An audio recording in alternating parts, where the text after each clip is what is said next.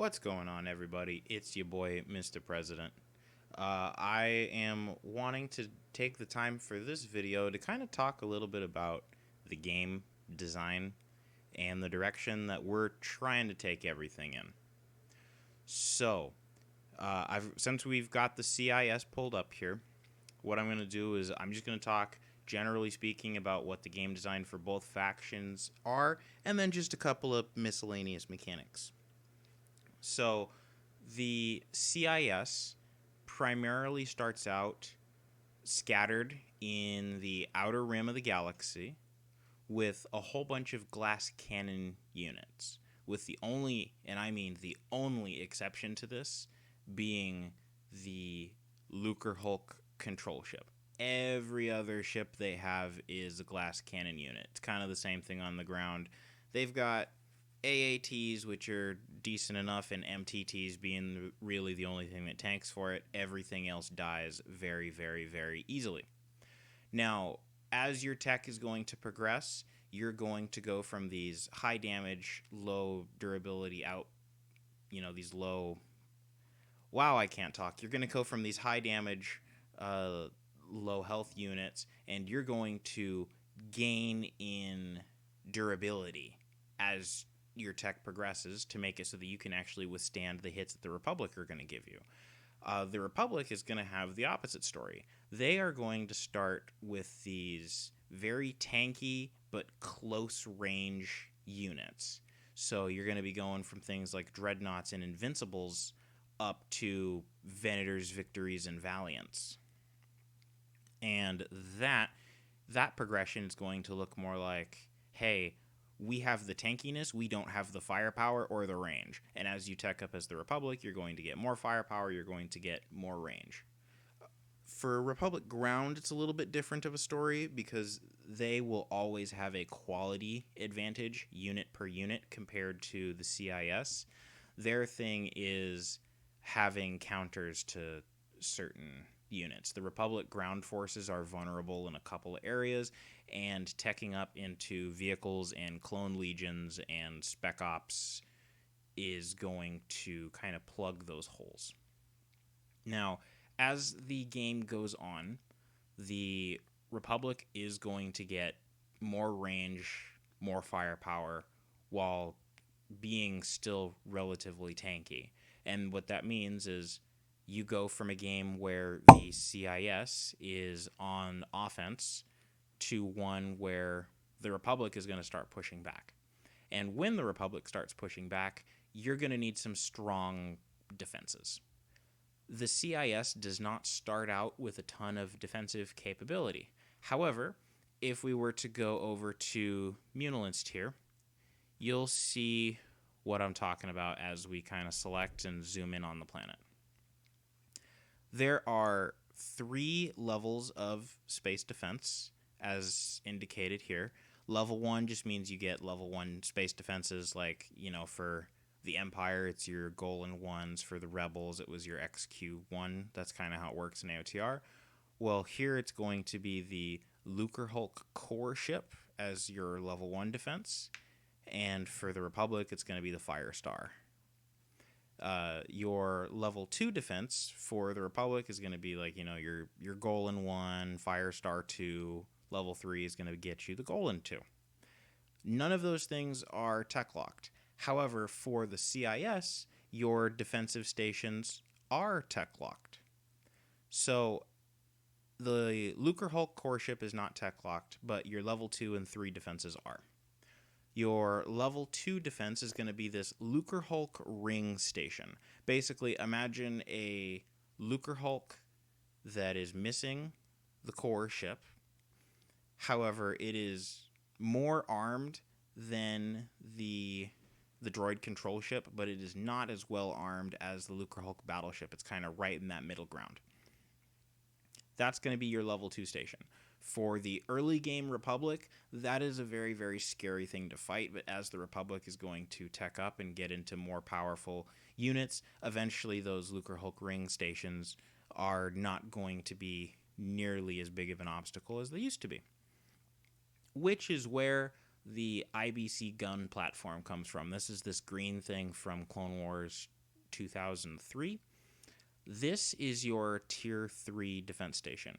This is a very, very, very, very, very scary defensive station. And when properly supported, can absolutely decimate fleets if it is not dealt with properly. However, they are easy to cripple by fighters and bombers because it's only got one shield gen hardpoint. Not going to show you the stats on these because I'll let you guys figure it out for yourselves, but I just wanted to go over about the game design, as well as that for your CIS, your defenses are going to be tech locked.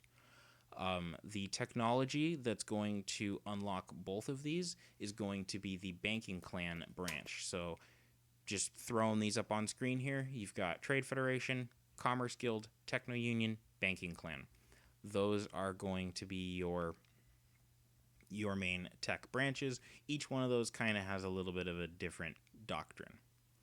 Now, same thing down here. You see that on the planet we've got a level 2 outpost. We can upgrade to a level 3, but the level 3 is grayed out.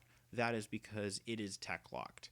The requirement here is going to say that it requires the first tech level of all 4 of our different branches to be able to get the CIS stronghold. Now, the other thing to note in there is that it says garrison, large defense garrison.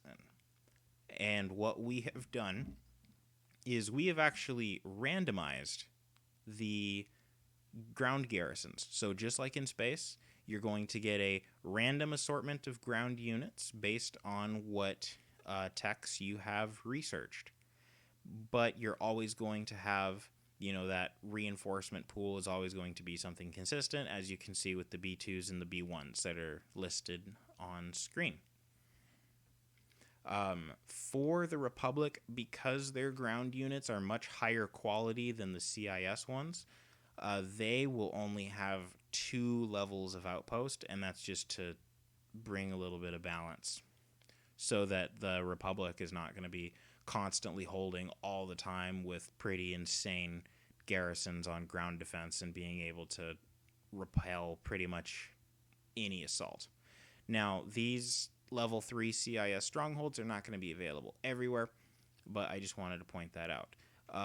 This will also be the case with the tech-locked buildings for the CIS ground-to-space weapon, whereas the Republic's is not going to be tech-locked. Once again, that's going to be behind your Banking Clan tech. So if you want to go defensive, Banking Clan is the way to go. The other thing I wanted to touch on in this video, I know he's not here as a hero right now, but it is Palpatine. So you saw Palpatine as a hero in one of my previous videos, and in one of the other previews it was noticed that Palpatine was also a hero available for the Republic. So how is this going to work? Because we never want to have a situation where Palpatine is fighting Palpatine. That would be a little bit immersion breaking. So what we've decided to do is we've created a system that shows Palpatine switching sides every 21 weeks. So right now, Palpatine is not in my hero bar. That is because he is with the Republic. After the first 21 weeks are over, he's going to despawn from the Republic, and he's going to spawn in with the CIS. There's going to be a message in the top left corner up here that's going to, say, hey, Palpatine's here for a bit, use him while you got him, and then when he leaves, there's going to be another message up there. He is going to function as an administrator for both sides, but he will not be a part of the administrator build limit, as mentioned in a previous video. But this is to, 1, show that Palpatine is playing both sides, and 2, that he gets to be that shadowy figure that he should be represented as for the Clone Wars. So what I'm going to do is, I'm not going to show Palpatine's description or anything like that. But all I will say is that for the CIS, he will be a stealth hero. His bonus is pretty good, but he will not be offensively usable. But if you're in a situation where he gets attacked and he's on the ground, uh, Darth Sidious will be a defensive only unit. But this is primarily not because he should be used in combat, but because he is trying to remain hidden. But if he does get caught, he'll be strong enough to wipe out most forces that can come up against him, because it's too early. So Palpatine's got to say, no witnesses. So anyway, that's kind of all I wanted to touch on. A short little video just explaining some stuff and some game design. I know I rambled on a little bit. We're just packing up our final things and getting ready for this release. So anyway, guys, thanks for watching. Have a good one.